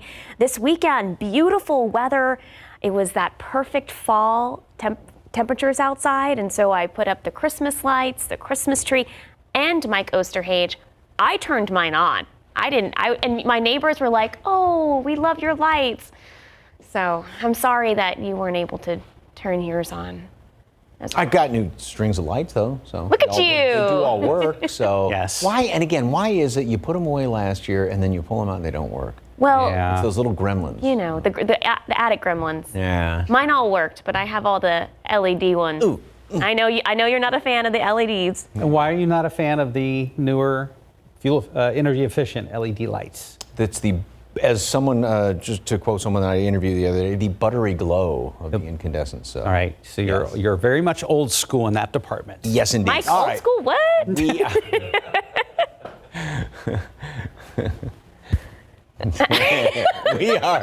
We're seeing some clouds out there, and there is some fog. New Braunfels now has dropped down to just 3/4 of a mile. Randolph at Ford, 2.5 Stinson, and now Bernie Stage is doing pretty well, but the fog obviously is thickening up, and a lot of these visibilities have been kind of going back and forth all morning long, and this is going to continue to be throughout the next couple of hours, down to a half-mile visibility at LaGrange, 1/4 mile at Gonzales, and still some around Fredericksburg and Junction. So again, you may be, one of those situations where you sort of turn the corner and run into some of that fog. Mold is on the high side, and we've got a whole list of everything else out there. Fall allergens, everything though is on the light side. The updated count's going to be coming out in about an hour and a half or so. Temperatures are going to stay pretty steady throughout the next couple of hours, right around mid 50s on average, mid to upper 50s, maybe a couple of upper 40s in portions of the hill country. We'll have clouds and some fog being stubborn this morning, and then 75 at noon, and a high temperature today is going to make it up to 80. So humidity is going to be there, not oppressively humid, but just enough to where sort of notice it. And this is going to be the situation over the next couple of days. Then we do have another cool front moving on through here by late Wednesday, Thursday. The hope hope is that we get some rain from that. Don't get really excited, but at least there's that chance. Details coming up in just a couple of minutes. Stephen Cavazos and Traffic Authority, and off the corner of my eye, I see some flashing lights out. Yeah, looks like a light show here, Mike. I-10 at Huebner. This is a shot from TransGuide. You can see right now we do have some of those flashing lights out there, as Mike was just pointing out. You can see traffic also moving through there pretty smoothly. What we can't see exactly is the crash that happened here along the highway. We do see just a few first responders out there, if you can make that out. But obviously these flashing lights do make it difficult for anybody driving through that area to navigate. So, of course, make sure you take it easy if you're driving through I-10 maybe a little bit later this morning. Let's take you to the map because we are seeing some buildup in those westbound lanes of I-10. Right at Ramsgate Drive is where that crash is reported. Now, we know at this hour 3 lanes are blocked, so make sure that you are taking it easy. Maybe find a different route if you're going to be traveling through I-10 later this morning. Just check this out. We got a lot of red, orange, and yellow building up in those lanes, so traffic is obviously slowing down. Let's take a jump down here. We do have a stall also of US 90 westbound at Nogalitos, not causing any issues if you're traveling into San Antonio or driving maybe to Castroville, actually. A wider look at the map does show it looks a little bit busier than what we had been seeing just a few minutes ago. It's almost like a switch went off and some problems are already popping up on the roadways. Good news is, though, if you're traveling to San Antonio, it's still green across the board. You won't find any problems coming into San Antonio maybe in the next few moments. But again, watch out for this crash here at I-10 at Huebner. We're going to continue to give you all those updates and see how that impacts that morning drive. Mark? Thank you, sir. New this morning, San Antonio police say bullets meant for someone else hit a 3-year-old boy. He was with his family in the parking lot of a Northeast Side apartment complex when a gun battle broke out. Katrina Weber is live where it happened in the 3600 block of Benz Engelman, not far from Brooke Army Medical Center. Katrina, what do they know about the shooters? Well, very little, only that they both were in dark-colored SUVs. Now, they believe that those two people had beef with each other and decided to hash it out here at the Artisan Apartments. However, that family happened to be in the way and got caught in the crossfire. Now, police and paramedics found those people in the front of the complex when they arrived after 10 last night. Police say a woman and 3 children, including the 3-year-old boy and an infant, were here to visit someone. The mother told them as they were leaving, 2 SUVs pulled up behind her, then bullets started flying. She realized later that her 3-year-old son had been shot in the leg. Police say a bullet also may have grazed his head. Now, they believe the family had nothing to do with that dispute, that the boy was hit by a stray bullet. And he was rushed to a hospital. On last check, he was stable, according to police. Some of the gunfire also hit an apartment and some cars in the parking lot. The police are still looking for the shooters who were gone by the time they arrived. Reporting live on the Northeast Side, Katrina Weber, KSAT 12 News. Thank you, Katrina. New this morning, a woman is waking up behind bars after police say she set her ex-boyfriend's vehicle on fire. This is 35-year-old Sierra Flores. According to an arrest affidavit, it happened yesterday outside a home on the west side of the city. Investigators say Flores was caught on surveillance video throwing Molotov cocktails at the vehicle. Her ex-boyfriend saw the fire and ran outside. Fortunately, no one was hurt, but the inside of the vehicle was damaged. Flores is facing an arson charge. Crime Stoppers increasing the reward money for information that leads to the arrest of the person who killed a 25-year-old man back in 2018. This stems from a shooting on November 9th, 2018, around 2:30 in the morning. Police say 25-year-old Oscar Thompson was driving a friend home on Stonegate Drive when someone fired multiple shots at his vehicle. Thompson was hit once and lost control and crashed into a pole. He was taken to a hospital but died about a week later. Police are still looking for the driver of this maroon Ford Expedition you see on your screen. If you have any information, call Crime Stoppers at 210-224-STOP. The reward in this case has been increased to $100,000.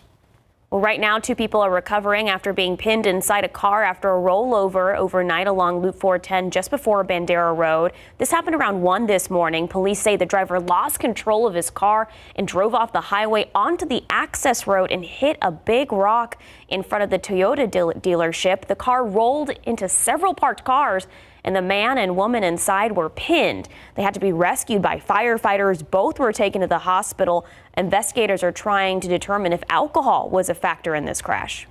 Now to the latest on the Astroworld tragedy. A 9-year-old boy who'd been on life support after being trampled at that festival has passed away. Ezra Blunt was at the concert with his father, Treston. Treston said he actually stayed towards the back of the crowd for safety reasons, put Ezra on his shoulders so he could see, but in a sudden rush by the crowd, Treston was knocked over. When he regained consciousness, he could not find his son. Later, Houston police told him Ezra had been trampled by the crowd and was critically injured on life support. Little boy's death now brings the death toll to 10.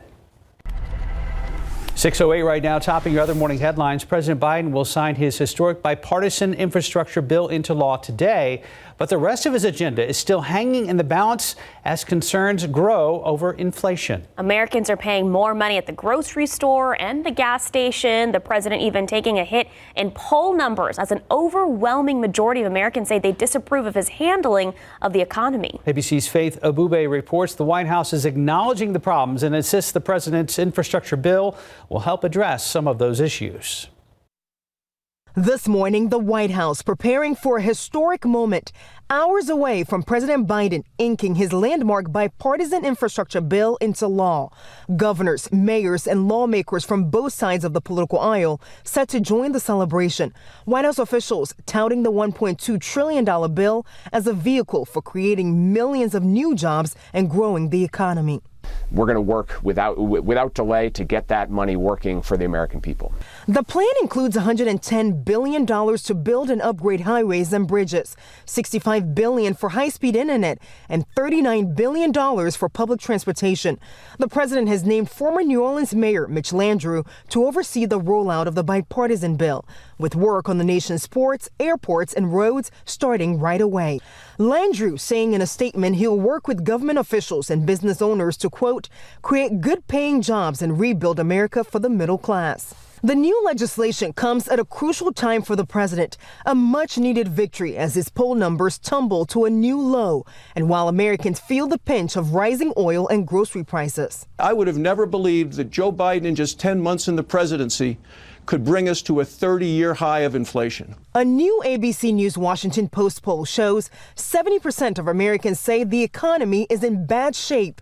More than half, 55%, disapproving of President Biden's handling of the economy. But the White House pushing back, saying passing the reconciliation package to go along with the infrastructure bill will actually make things better. Then we'll get a vote, it will pass. And also on the president's schedule today, a high-stakes meeting with China's president. The two are expected to discuss how to responsibly manage competition between China and the U.S. In Washington, Faith Abube, ABC News.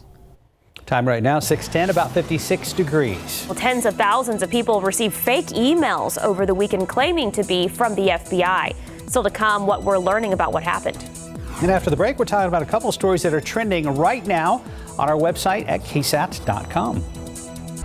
56 degrees out there right now with live cam. Mike says we're going to have a cool front blow in the middle of the week, but will showers be paired with it? He'll let us know when we come back.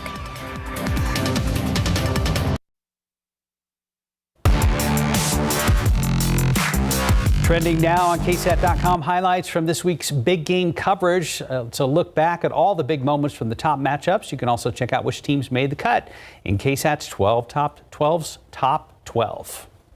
Well, Christmas preparations are officially underway in San Antonio. The annual H-E-B Christmas tree en route right now to downtown's Travis Park. It's coming from northern Michigan, and it's expected to arrive tomorrow morning at 9. This year's tree is nearly 50-foot concolor fir. Is that how you say it? Concolor fir? Sure. Sure. All right. It's going to be decorated with more than 10,000 lights and dozens of colorful handmade ornaments. Mike's going to hug it when it gets here. He's because very excited about this. From Michigan. Back at his home state of Michigan. He's a just loyal Michigander. One San Antonio restaurant celebrating UTSA's 10th win in a very tasty way. Today, Mark's Outing will serve 10-cent seasoned fries in honor of the undefeated Roadrunners' 10th win over the weekend over Southern Miss. The promotion is available all day today only. It's located at 1624 East Commerce. It opens at 11 a.m. Roadrunners now looking for their 11th win as they're set to take on UAB at the Dome coming up next Saturday. Meep, meep. Go Roadrunners. They're doing great. They really are. Let's see how they do polling-wise as we go to today. I know, we're at 15, so see how they do.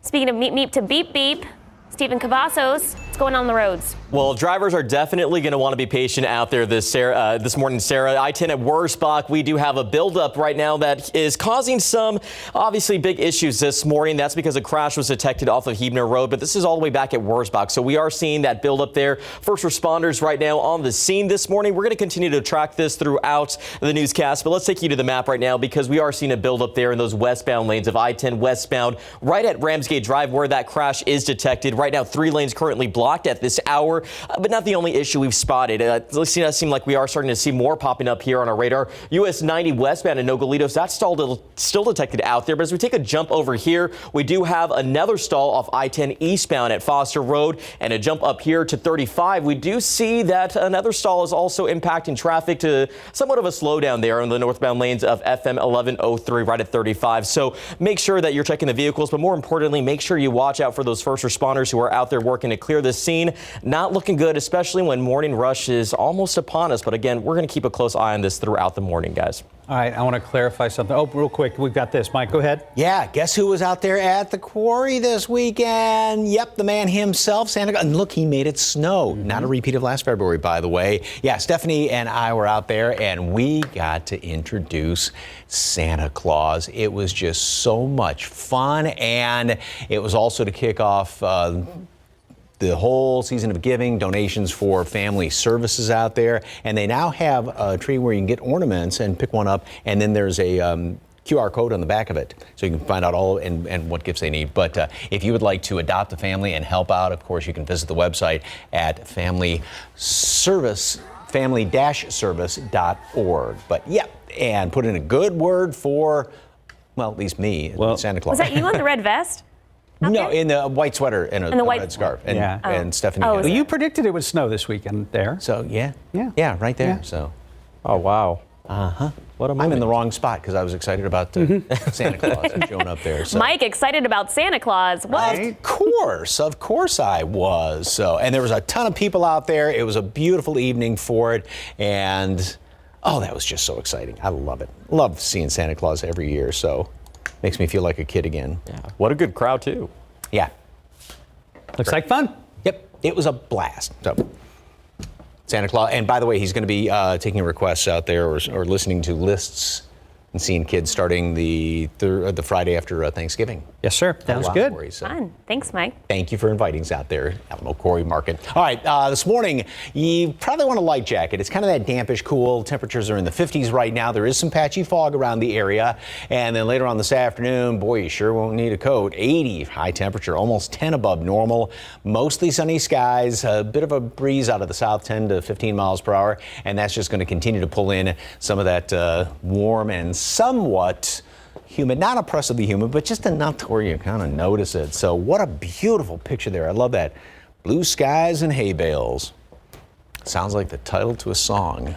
It's a great shot, though. This weekend weather couldn't have been nicer. 3 weekends in a row. We are getting spoiled. Now, this morning, you see some of the clouds off there in the distance. A little bit of a glow right there as the sun is thinking about coming up. 3/4 of mile visibility right now in New Braunfels. Randolph, which was down to about a mile at one point, is now back up. And then Stinson is also seeing some fog. Same thing at Pleasanton. And then further off to the east, Gonzales, LaGrange, Victoria, and Fredericksburg is now down to 0 visibility. So it's not everywhere, but where there is the fog, it is getting very, very thick, and it's going to continue to stick around for the next couple of hours. 57 right now, 47 Comfort. We are roughly 10 degrees above where we had low temperatures starting last Friday and over the weekend. So much milder conditions, and we are now on the above normal side. And of course, we do have more humidity out there. Still, it is below 60, that kind of threshold number where you really start to feel the humidity. But those numbers have definitely gone up compared to this time yesterday morning, a good 10, 15 degrees or so. And we're going to keep some of this humidity around here for the next few days. Then on Wednesday late, there is a front that moves on through, and that just scours the atmosphere basically of all that humidity. And it's going to be really, really cooler by Thursday, Friday mornings and low humidity, but that's not going to last very long. It's going to just kind of shoot right back in here, and that's going to be preceding the next front, which will move on through. So as far as today, we have some clouds around this morning, a lot of sunshine this afternoon. Same thing tomorrow. Wednesday, a few more clouds are going to hang around in here. Then late Wednesday, Thursday, here's the front that moves through. It may squeeze out a couple of showers. Don't get really excited about rain chances, unfortunately, and then we'll clear out Thursday, Friday. Another rain chance, though, comes in here by Sunday late into Monday, as yet the next front is going to be moving on through. So at least we're seeing these fronts with some more regularity, but now the thing is we need to squeeze out some rain. 75 degrees, above normal readings already at noon, mostly sunny skies. High temperature is going to make it all the way up to 80 later on this afternoon. Tomorrow, we are going to be starting off even milder in the morning, staying about 60. Same thing on Wednesday morning, getting up into the low 80s the next couple of days, and then that front moves through and knock temperatures down, so it'll be nice and fallish Thursday, Friday, and temperature-wise, nice weekend. Probably not as pretty as the last three, and then another front late Sunday.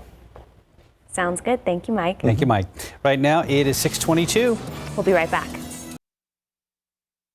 For pain relief, don't just block the pain with ordinary patches and creams. Help heal the pain with Thermacare. Real therapeutic heat increases blood flow to help accelerate healing. So you not only feel better, you get better. Thermacare. Real heat, real healing. Okay, everyone. Our mission is to provide complete balanced nutrition for strength and energy. Ensure with 27 vitamins and minerals. Now introducing Ensure Complete with 30 grams of protein. How did Olay top expensive creams? Like this, with hydration that beats the $100 cream in every jar of Regenerist. Retinol 24, collagen peptide, new vitamin C, and the iconic red jar. Can't top this skin. Shop now at Olay.com. Down there, care with Cottonelle. Down there, because you're all over your overall wellness. So hashtag treat yourself with the cleaning ripples of Cottonelle toilet paper and flushable wipes. The refreshingly clean routine that leaves you feeling inside and out. Care. Down there, care with Cottonelle. Welcome back. Topping your morning headlines in consumer news, hackers hit the FBI. Someone broke into some of the Bureau's email servers and sent out fake cybersecurity warnings. Spam messages were sent more than 100,000 addresses with fake warnings from the FBI about a possible cyber attack. The Bureau says that no network data was compromised. Apple users could soon store their state-issued ID cards in their iPhone's Wallet app, but its contracts reportedly show the company requiring the states to maintain the systems needed for the program, and that will come at a taxpayer expense. Right now, 6:25, about 57 degrees. A lot more heading your way in our next half hour, including an update on No Shave November. We'll take a look at our progress, and we'll show you who's topping the leaderboard. Plus, a mother and her children end up in the middle of a gunfight overnight. Katrina Weber standing by with the latest from local investigators. Stephen Cavasso staying on top of that accident, I-10 and Warsbach. He'll have the latest with your traffic authority when we come back.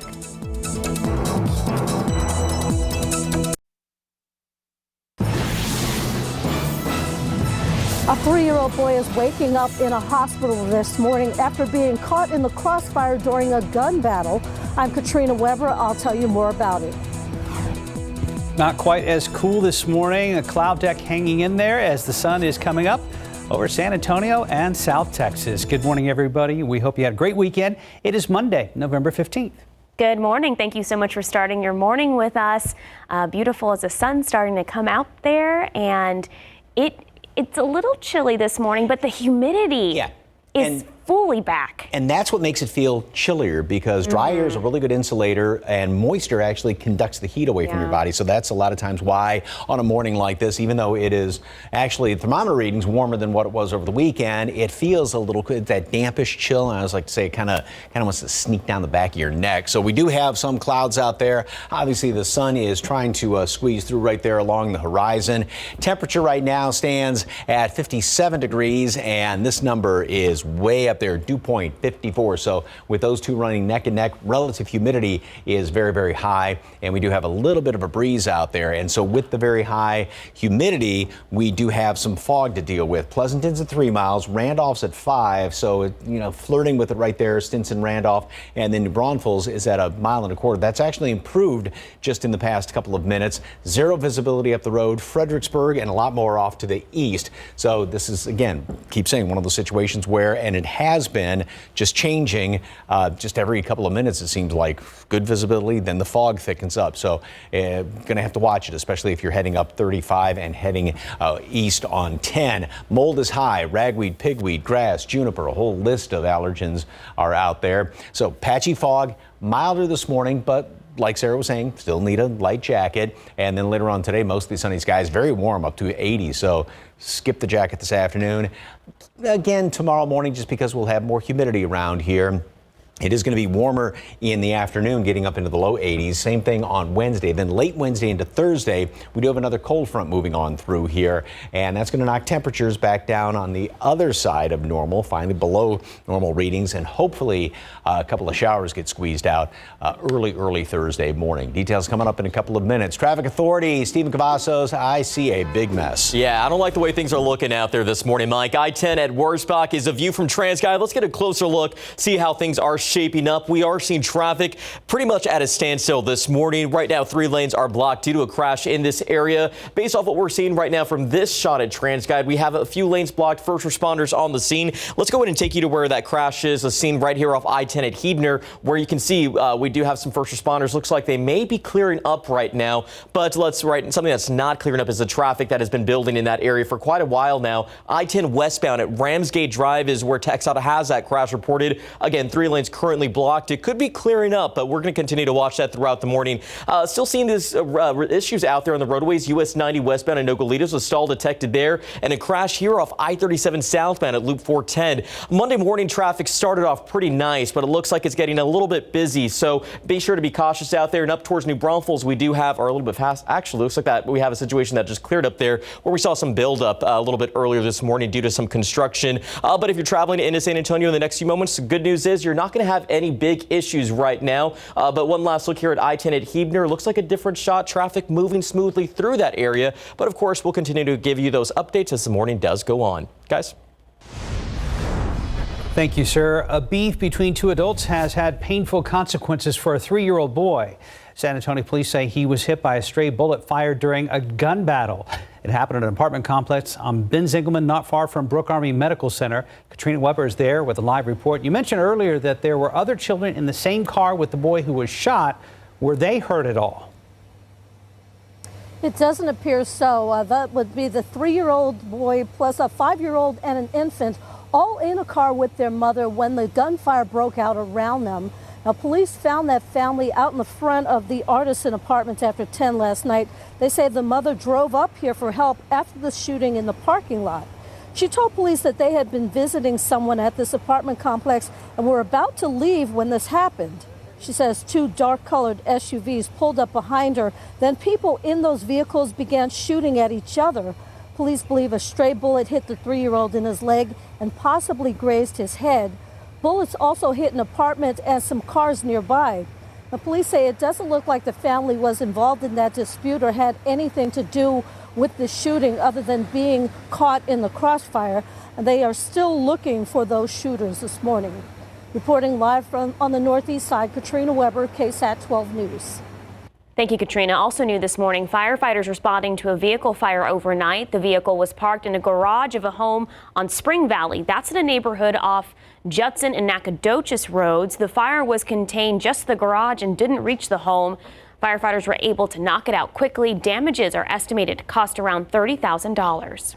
Around 700 homes and businesses on the far north side under a boil water notice. SAWS made that announcement Sunday. Terremont and Stonewall Estates are affected. People in that area should boil their water for drinking, cooking, and ice making until further notice. The order is due to SAWS officials noticing a significant drop in water pressure, which went below 20 psi. For a map of the affected areas, we have that for you on KSAT.com. Other stories we're following this morning: a man charged with killing 18 older women in Dallas and its suburbs over 2 years is going on trial today for one of the deaths. 48-year-old Billy Chimamere is facing life in prison if convicted in the death of an 81-year-old. He was arrested back in 2018 after a 91-year-old survived an attack by a man who forced his way into her apartment at a senior living community in Plano. After his arrest, authorities announced they would review hundreds of deaths, signaling the possibility that a serial killer had been stalking older people. Over the following years, the number of people he was accused of killing grew. His attorneys say the evidence was circumstantial. Federal authorities are bringing the hammer down on President Donald Trump's former advisor, Steve Bannon. Congressional lawmakers have been trying for months to get Bannon to testify in their investigation into the January 6th Capitol insurrection. Bannon has resisted every step of the way, but as CNN's Reed Binion reports, his refusal to obey a congressional subpoena now has him in trouble with the law. I'm very glad the Justice Department has moved forward in this fashion. Congressman Adam Schiff commenting on the criminal charges former top Trump advisor Steve Bannon is now facing. Bannon is expected to surrender to authorities Monday morning and appear in court in the afternoon. A federal grand jury indicted him on Friday on 2 counts of contempt of Congress for defying a subpoena for testimony and documents from the House Select Committee investigating the deadly pro-Trump Capitol riots on January 6th. Committee members believe Bannon had specific advanced knowledge about the events on that day. The House voted to refer Bannon to the D.C. U.S. Attorney's Office for contempt of Congress in October, with 9 Republicans breaking ranks to support the move. One of those Republicans was Congressman Fred Upton. One of the reasons that I voted to hold Steve Bannon in contempt was he didn't cooperate at all.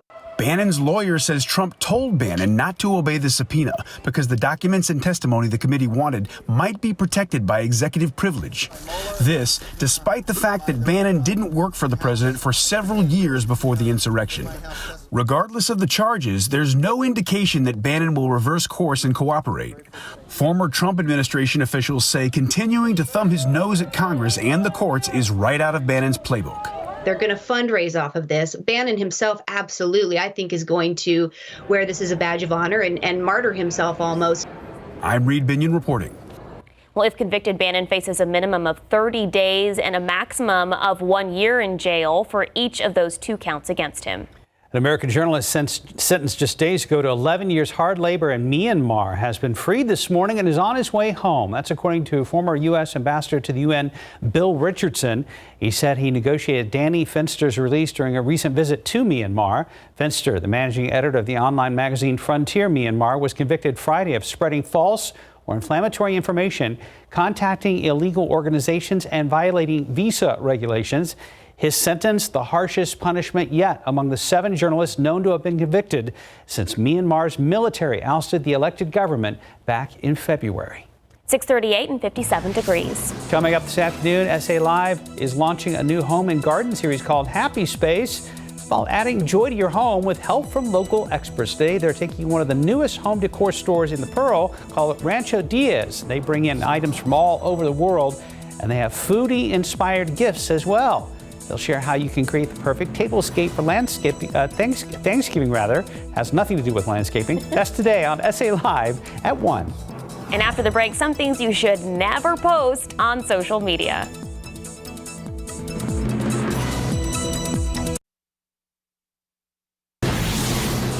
Well, more than half the world now uses social media. That's nearly 5 billion people connected by the internet. But with all that connection comes risks. The FBI says last year about 800,000 people were robbed after making a social media posting. David Sears tells us what you should never, ever share online. Babies, dogs, vacations, workouts, cars, cooking, you name it, people share it online. But how much is too much? Their relationship, I guess. Yeah. Like keep it personal. What they're eating, how they're exercising, all types of very personal stuff. Never disclose details about an upcoming trip. This can be an invitation to rob your home. It's best to post your vacay pics when you return. Also, never share your full birthday on your social media page. This is valuable data for identity thieves. Other personal information like your current location, your address, or your driver's license should be off limits too. Be careful about those fun quizzes that ask you questions about where you went to school or the names of your pets. This info can also be used by hackers. If you're newly single, don't post your relationship status online. This lets others know you might be home alone. Don't tag your children's pictures with their names. This can be used by predators to lure kids. And finally, never gloat about a big purchase you made on social media. Telling everyone only makes it easier for people with bad intentions to steal it. You might think that you've figured all of your privacy settings correctly, but your account or even your friends' accounts can easily be hacked, and that means the wrong people are able to access your info. David Sears, KSAT 12 News. Well, this morning we're checking on the progress for No Shave November. Our team captain, Steven Cavazos, joined us now with an update. We are now halfway through the month. Good morning. Good morning. You know, I've never been a captain of anything, but I'm so proud to be a captain of this team for No Shave November. So it's really exciting. And we've raised close to $5,000. We're at the halfway point, almost $300 shy of it. But of course, our community has continued to give. And every person that is participating this year, their reason is different as well. The money is coming in, but of course, as we just mentioned, everyone's reason for participating in No Shave November here in the KSAT newsroom is different. Check out what my traffic bro Samuel King had to say.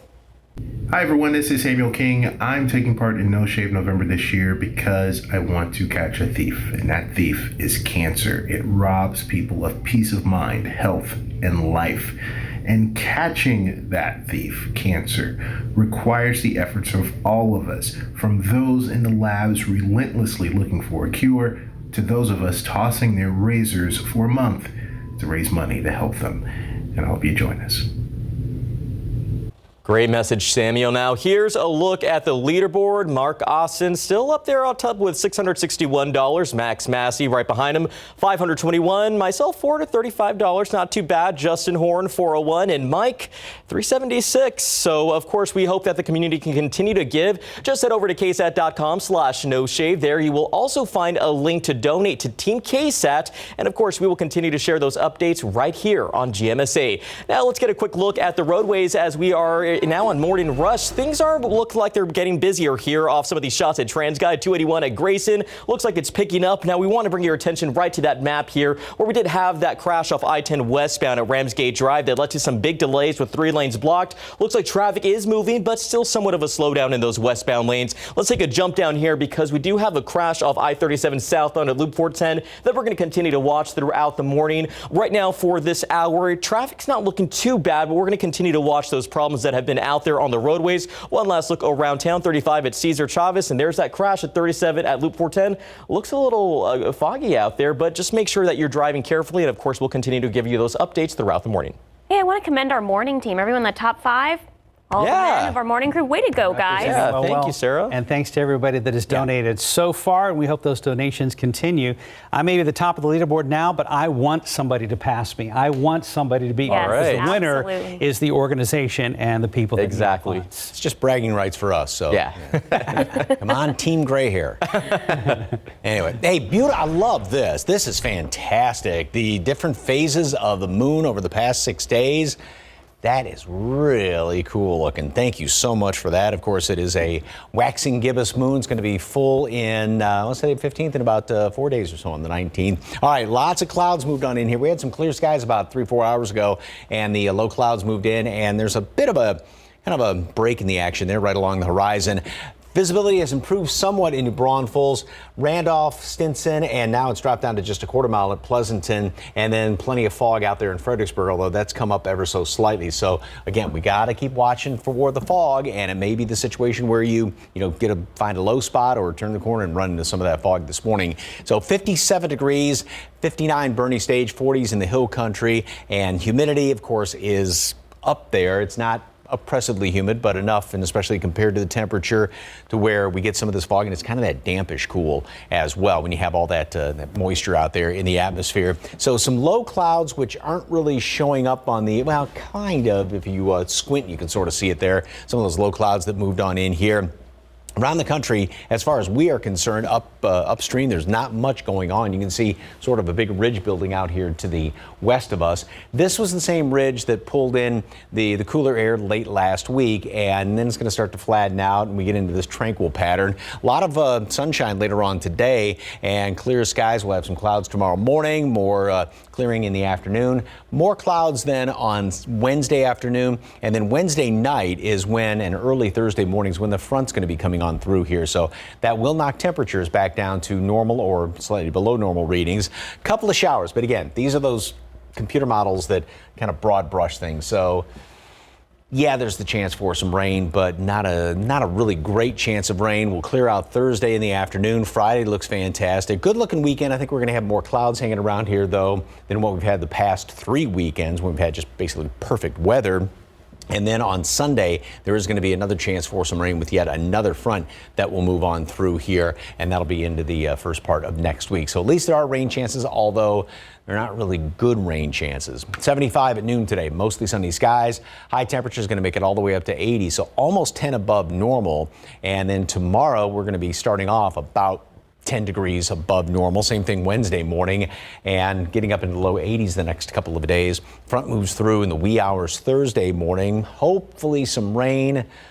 Hope for the best. Expect not much. At least temperatures will be down by the end of the week and going into the weekend. Another rain chance by Sunday, late Sunday. And again, we should note, Mike predicted snow this weekend here in San Antonio, and they got it over at the Quarry Market. Because Santa Claus came in. Yeah. It was all Santa's doing there. So Stephanie and I were once again lucky enough to be able to say. It looked like a lot of fun. Yeah, a lot of snow too. Yeah, those kids had a great time. Yeah, we haven't seen flurries around here in a while, have we? Yeah, and hopefully it's not a repeat of February. Exactly. Yeah, exactly. You can say with gritted teeth. 6:50, about 58 degrees. Well, tomorrow on GMSA, as we move into these winter months, can the cooler weather be impacting your mood? Seasonal affective disorder is real, and we have some ways to fight it. I think one of the things they say is go out and soak up some sunshine if you can. We do have a cloud deck out there, but the sun is now coming up on your early Monday morning. We'll wrap up GMSA's early edition after this.